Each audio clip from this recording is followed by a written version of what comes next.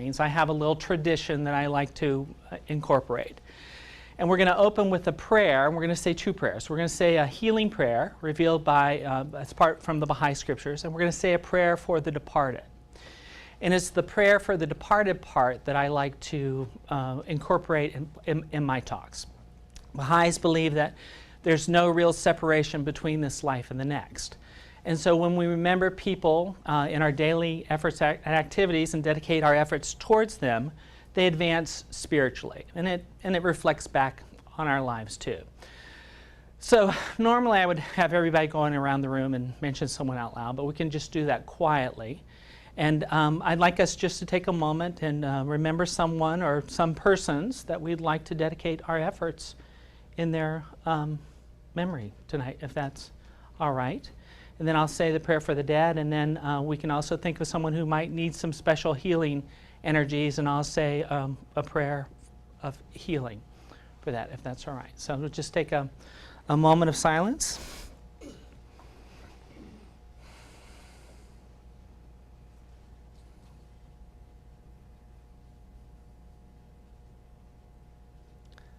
O my God, O thou forgiver of sins, bestower of gifts, dispeller of afflictions. Verily I beseech thee to forgive the sins of such as have abandoned the physical garment and have ascended unto the spiritual world. O my Lord, purify them from trespasses. Dispel their sorrows and change their darkness into light. Cause them to enter the garden of happiness. Cleanse them with the most pure water, and grant them to behold thy splendors on the loftiest mount.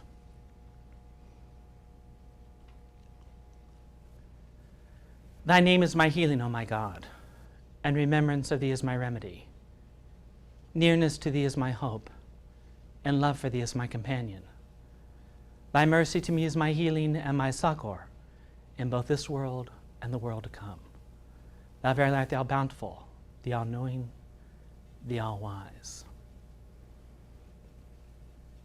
So Baha'is believe that we've been created by an infinite being that's known as God, deity, but known by different names, and that he periodically sends into the world perfect spiritual beings from this spiritual dimension. We know them as prophets of God or manifestations of God, and throughout history they've had various names: Krishna, Buddha, Zoroaster, Abraham, Moses, Christ, Muhammad.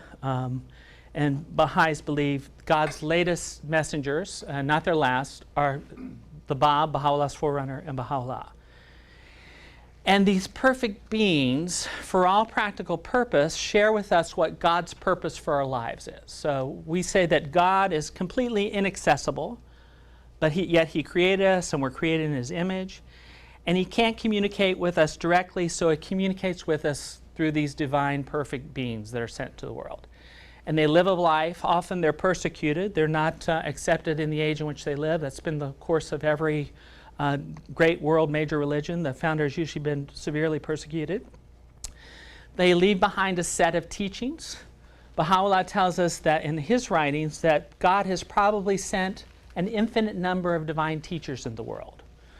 But what makes the ones that we know by name different is they left a recorded book, usually, some writings left behind. And Baha'u'llah tells us that if we have balance in our lives, then we can have a full expression of health. And disease or dysfunction, the probability of that entering our lives is less. I'm going to start with structure. One of the things that I'm interested in clinically is I've had some postgraduate training in neurology, so I'm always interested in how the brain functions, as well as making sure that people's joints and muscles in their spine are working properly for a fuller expression of health. So one of the things I wanted to just suggest to you is they know that if you stand in a balanced fashion and you sit in a balanced fashion, that you breathe better, you get more oxygen into your system, and your brain works better. And when your brain works better, the electrical signaling fires in a balanced way to another part of your brain called the brainstem. Your heart works better, your lungs work better, your digestive tract works better. Any function that you can think of works better. When you slump, your brain doesn't work as well. And so sometimes we have to remind ourselves to practice good posture. You don't have to shift now if you don't want to, but that's all right. So here's a good way to remind yourself to do that. This is what I do. As I bring my shoulder blades together and I pull my shoulder blades down to my belt line. And then I just lift my chin up slightly. Now, if this feels odd to you, and it probably does, then that means that you've been practicing poor posture habits. So, I can't do that for you, but you can do it for yourself. Now, when you're in a more neutral posture, what happens is we live in this sea of atmosphere that's influenced by gravity, and the earth is spinning. And so when we're in good posture, the forces of gravity are more evenly distributed, as opposed to this way or some other non-ideal posture position. And that promotes more wear and tear on our body. So when we stand straight and erect or set straight and erect under influence of gravity, as we spin, that causes a change in the firing in our electrical system, which causes our brain to work differently. And when our brain works in a balanced fashion, then we have a fuller expression of health. We can react to the stressors of life in a more balanced way.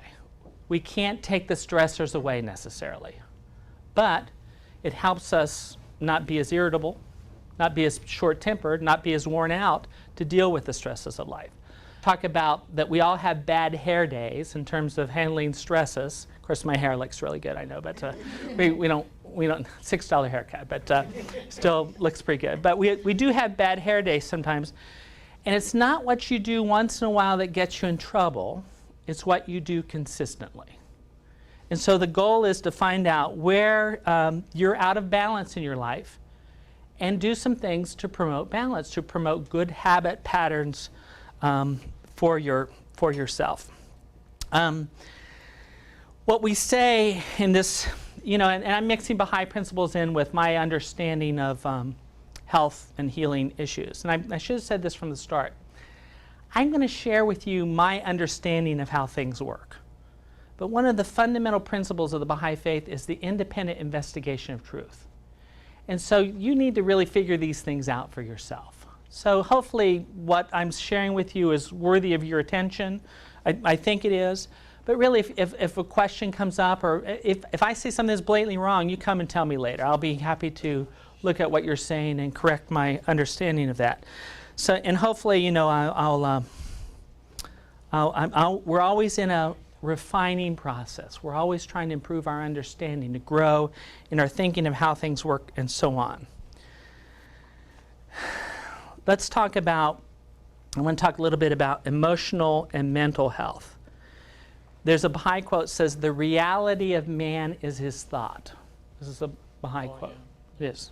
So what we think is what we are on many, many fundamental levels. And there's been all kinds of studies done about the effects of positive versus negative emotional attitudes. And so I have a dear, dear friend who talked to me a little bit about my mental and emotional attitudes growing up. And she had a cute little program, if I can find it. My wife encourages me not to shuffle papers when I'm talking to people, and I thought I wrote these things down, but I guess I didn't. So we'll have to do that from memory then. But that's okay. So let me also say this. Philosophically, we're just going to backtrack. I had a chiropractic professor say that we can't recognize what we don't know. So it's just a fact. We just can't recognize what we don't know. I had another chiropractic professor say that we know what we know. Whatever we know, this is where we're at. This is what we have to deal with. And then Maya Angelou, the poet, African-American poet, said that when we know better, we can do better. And this is part of God's plan for our lives. When we know better, God expects us to do better.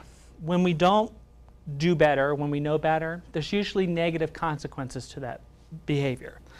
But Baha'u'llah reminds us that this is the voice of God speaking. Nothing can befall my loved ones save that which profiteth them.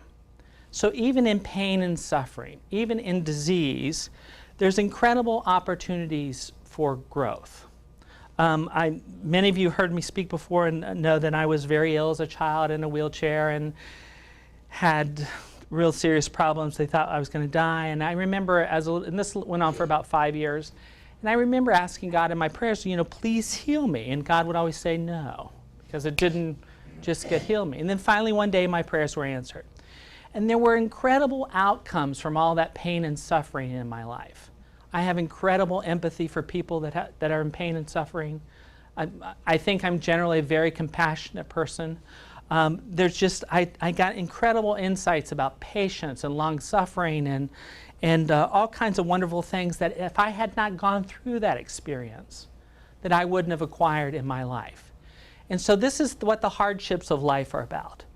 To awaken in us an awareness of our spiritual reality, and that this plane of existence, as important as it is to live a good life, is that we're passing through, we're spiritual beings, onto some bigger, greater thing. My Christian friends talk about that they're saved by God's grace and mercy. And Baha'is accept this concept wholeheartedly. But I think in the Baha'i paradigm, what we would say is that, yes, we're all going to throw ourselves on God's grace and mercy, but wouldn't it be nice to have a big platter of a good life lived to offer in thanks to God for all the bounties that He showered upon us, no matter how hard or easy our life may be. So I want to talk about emotional and mental attitudes and the power of positive thinking. And this relates to posture. If you look at a good actor in a movie or on a stage, you never see the actor. You only see the role that they're playing. And you know who they are when you see them. You know who's not there in relation to that. And they can get into their character by manipulating their posture. So posture often reflects our mental and emotional attitudes. And Baha'u'llah says an interesting thing in the Kitab. He says that men are known by their countenances. Now, I'm going to share with you what I think my understanding of this is, but there could be many possible interpretations of that. When you look at someone, you know what they're about. When you're watching a good actor, you can read the nuances of their character, what they're feeling emotionally. They're happy, they're sad, everything in between. When you look at someone's facial expression, you know what they're about. You know if they're happy, you know if they're balanced, you know if they're disturbed, and so on. So there's these positive and emotional mental attitudes. Now this technique my friend taught me, she talked about that Baha'u'llah talks about that we have three natures. We have a divine nature, a human nature, and an animal nature. And the animal nature is when we evoke it purely, we are in a fight or flight response. Now, we don't live in the jungle anymore, but we live in a metaphorical jungle. So we're exposed to these fight or flight kind of powerful chemical responses. And but it's rare that the tiger jumps in the room and our life is threatened. And it's very rare that we're physically challenged in this way. And she said the animal nature in us likes to take or repeat anything that's pleasant. Anything that's good, we just like to have more of, right? That's especially true with food, and we're going to talk about that in just a minute. But we also want to stop or prevent unpleasantness. If the temperature in the room's not right, I want to get the temperature right. If I'm cold, I want to get a blanket, so on and so forth. That's the animal nature. The human nature is a little higher power that we can express, that we can use our faculty of reason. And we can say that if we have an unpleasant situation, and she called negative emotional states DAM signals. And there was a little acronym for danger ahead maybe. So if I'm in a negative emotional state, to tie that back into this meditative process, so I want to be in as positive emotional state as consistently as I can. And I'm not talking about Pollyanna. I'm talking about where it's not adversely affecting my health. She was saying that if you're in a negative emotional state, that's a danger ahead maybe signal, and that you need to do something about it. And one of the things that if you're in an environment with someone that you're not dealing with successfully, and you can't run, you're stuck there, then what you have to call is a higher power. And you can use your power of reasoning to say, let me look into the future of things. And so that's the acronym she used. You can lift yourself up by calling on this higher human reasoning power and say, there's always tomorrow. That person's not going to be here tomorrow. I can get through this. And you'll go, okay, I can do that. But suppose that that person is going to be there tomorrow. And you're looking into the future of things, and it's bleak because this is your boss. You can't quit because for whatever reason, so on and so forth, right? So if that danger ahead maybe signal persists, and you're still in a negative emotional state, then she says that what we need to recognize is there's a gap in our spiritual development. And the gap is this experience saying to you, growth ahead, please.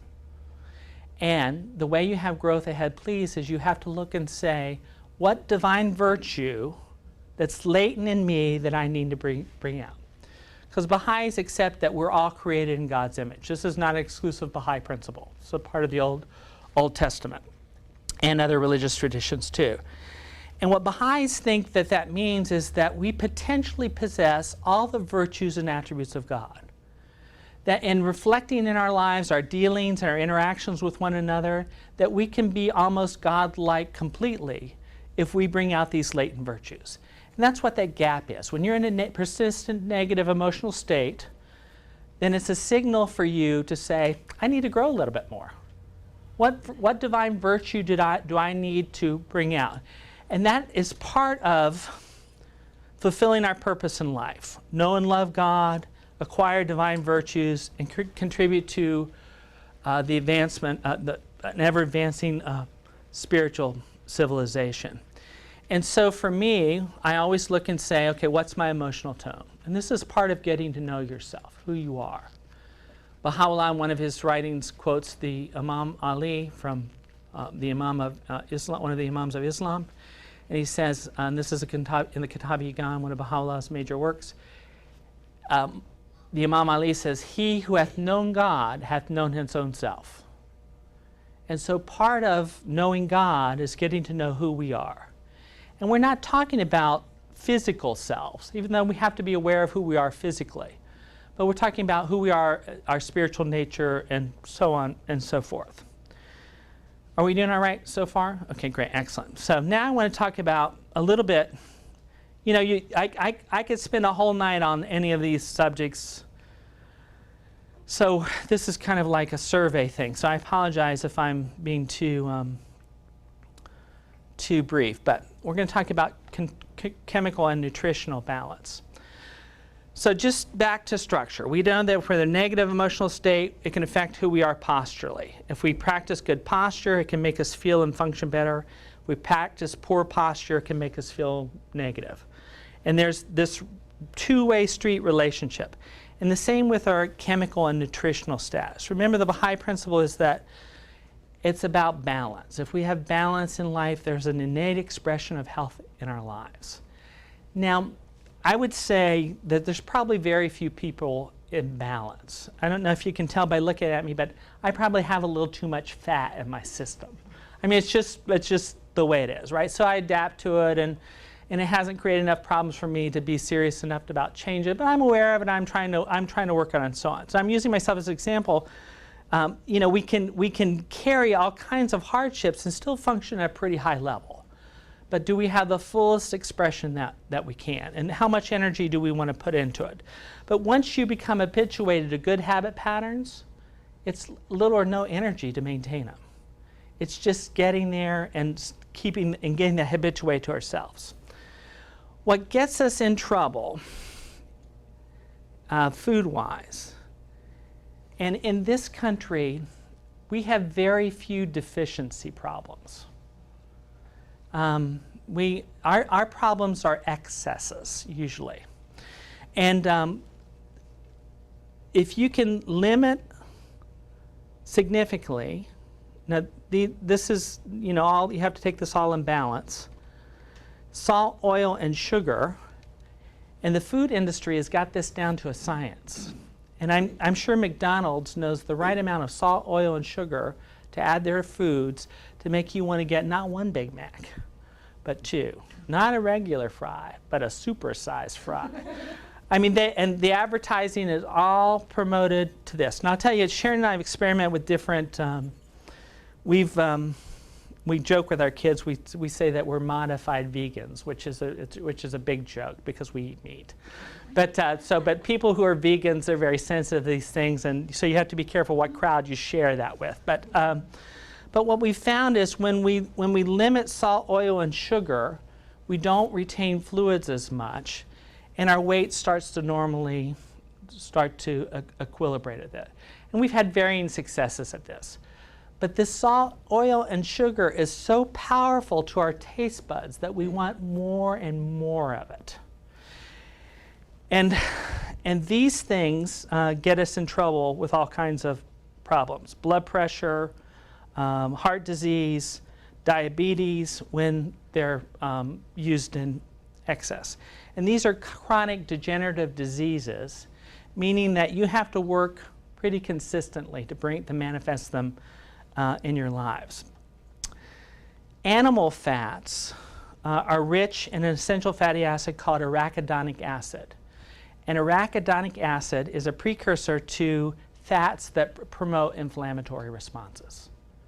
So that they know that when you eat a diet in high animal fats or oils, that you promote hardening of the arteries and heart disease. They also have incredible studies that show that if you limit your oil intake, no animal, and minimal vegetable oil, that there's been reversal of clogged arteries. So, I mean, it's pretty amazing. But we usually wait till we have, you know, a pretty bad occlusion. Then we go in and get stents or get a plumbing job done on the arteries of our heart and so on, have these dramatic heroic efforts. And you know, when you're addicted to things, has anybody here ever been addicted to things? No, so if you're addicted, here's how you know if you're addicted to something. If you stop doing it, you get anxious, you have headaches, you get nervous.